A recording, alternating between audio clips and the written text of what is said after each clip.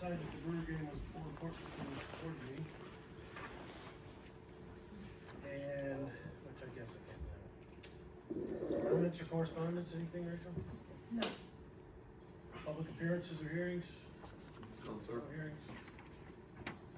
Okay, I do have a couple things I would like to say under that.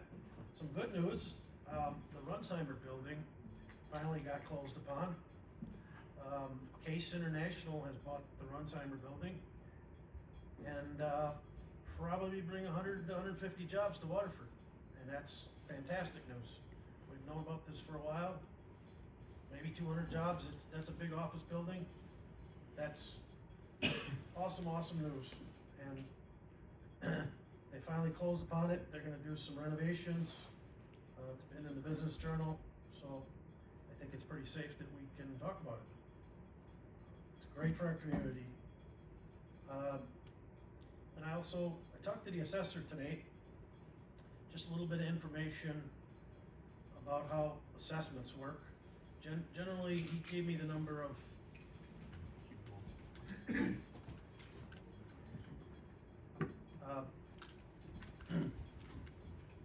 most people think because their assessment goes up means their tax is gonna go up. That's not true. The village has a budget. It's called a levy limit, which was enacted through Act 10. We can only raise our budget the amount of growth we had the previous year. So that means the village only gets an X amount of dollars every year. We have to work backwards from that dollar to what we can spend. So basically, you take a circle and the way the pie is cut up is kind of changes every year, which department gets what, but the amount doesn't. Just because your assessment goes up doesn't mean the village is getting more money. That is not true whatsoever. What changes through the assessments is who pays a portion of what.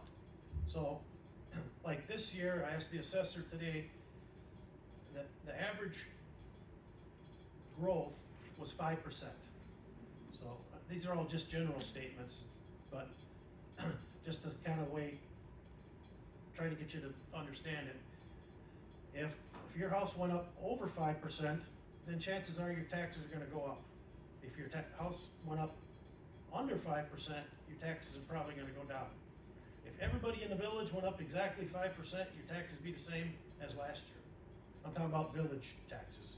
What the school board and county does is totally different thing. So I just kind of wanted to explain a few things because most people don't understand how the assessments work and how the taxing goes. And just for that information, what was last year? I think 25% of your tax bill goes to the village? Yes, sir, and if you let me expand for just a moment on Sure. some of the comments that you made. So just hearing from residents on the topic of assessment, recently there have been some questions about why does the village go through a reassessment process annually as opposed to some of our neighboring jurisdictions which maybe haven't done one for a number of years. And there are really two major reasons for that.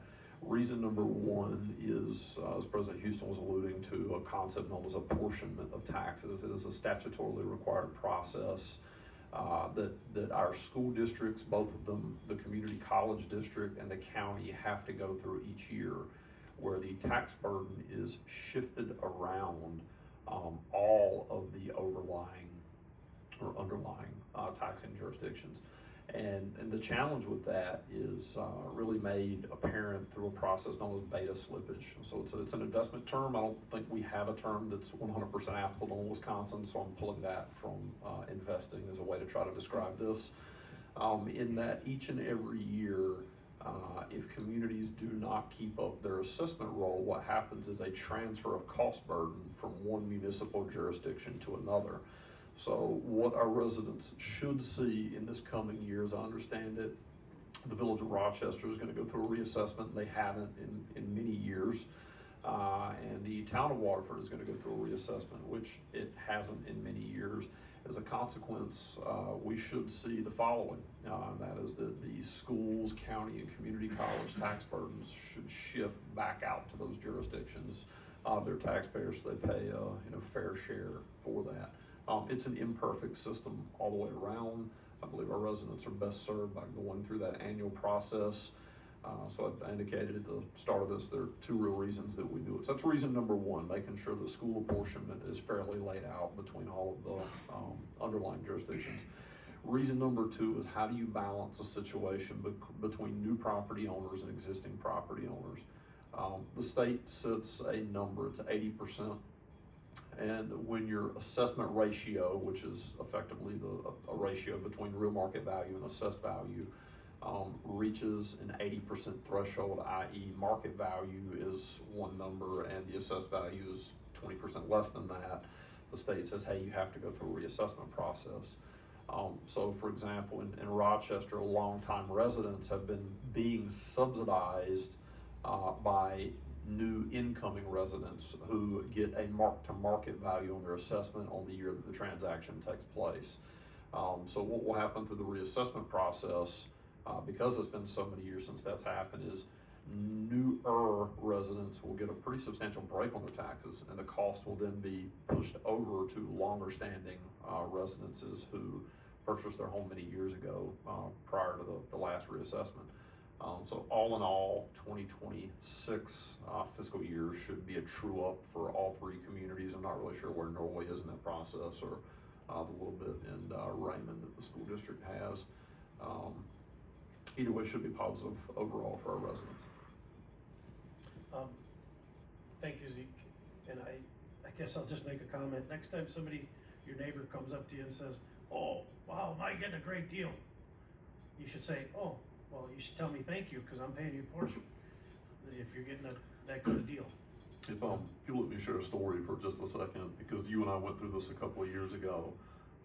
You own some properties in a couple of jurisdictions, and one day you came in my office and said, how come if little Johnny is attending school in the exact same kindergarten classroom, getting the exact same textbooks with the exact same teacher, if all of my properties are assessed the same, how come little Johnny's parents are paying a different amount of money in each jurisdiction they lived in? And you and I went through a pretty laborious process of trying to research that.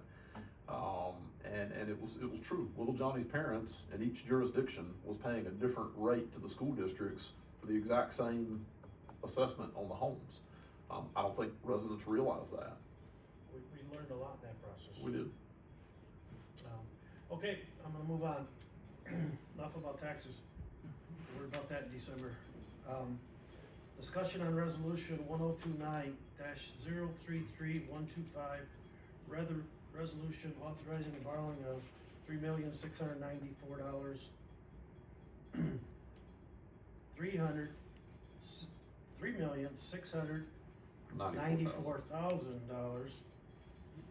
for TID 4 refinancing debt. There's been some questions. Why did we wait so long on this? Why didn't we do it at the last board meeting? First of all, the bank didn't have the paperwork ready. And second of all, this was at 3.25%. So the original loan was 3.25%. Yes. Okay. This was at 3.25%. We wanted to wait as long as we could at that 3.25%, because that's a lot of money on this amount, okay, to refinance it. And this has been planned for quite a while, that we're gonna put this amount together with some TID 3 to issue bonding in the fall. And this has been planned for At least 3 years. at least a few years to do it this way, because of some land sales and stuff. There's a lot of factors in there. So we get the original amount that we borrow. Basically, when you do a bond, you do a fixed rate mortgage, similar to it. But it's quite a bit of different issuing a bond. They have issuance costs and quite a bit of things. You don't issue multiple bonds. It's a lot cheaper for a village to issue it all at once. And we try to cut down on those. You got a comment? Yes, sir. Just for the public, for us to issue a single bond, whether it's $1 million bond or a $10 million bond, our issuance cost is somewhere in the ballpark of $70,000. So think about that like an origination fee on a mortgage for a couple of grand. It's $70 grand for us to issue $1 million bond or 70 grand for us to issue a $10 million bond. Yeah. So by lumping these together with the maturity that is a separate bond issue due in fall, we can save taxpayers 70 grand out the gate. And we wanted to run this at a cheap interest rate as long as possible. Just for other information, this is a TID for expense. It is not a taxpayer borrowing. This has to do with the building of the bank building on Main and Milwaukee, TID incentives, and it's a long process. I'll be happy to sit down and explain where that money all come from if somebody would like to do that, but this is paid through the TID. It's not paid through general tax dollars. And also, this is not a new borrowing. This was approved. Refinancing. It is a refinancing, a short-term refinancing until we can get it all locked in at a cheaper rate in the fall. So, with that said, any questions from the board here? Again, this has been planned budgetarily. This is not something new, not something that's come up. We did it this way to save the most money for our taxpayers. This goes back to when we planned this project initially, going back to the very early innings of the design phase of it. This is like 2020, somewhere in that ballpark. But we've consistently had this philosophy of borrowing at low rates. And that's why we had Main Street get done, and now we're gonna do, East Main. And kudos to you guys for, keeping the interest rates low. We've done a very good job of that. I mean, when it comes to borrowing, we've kept the interest rate down. So, good job, guys. I'm gonna say, I think kudos to the board, as Andy's saying, we managed to borrow money at literally a 5,000 year low.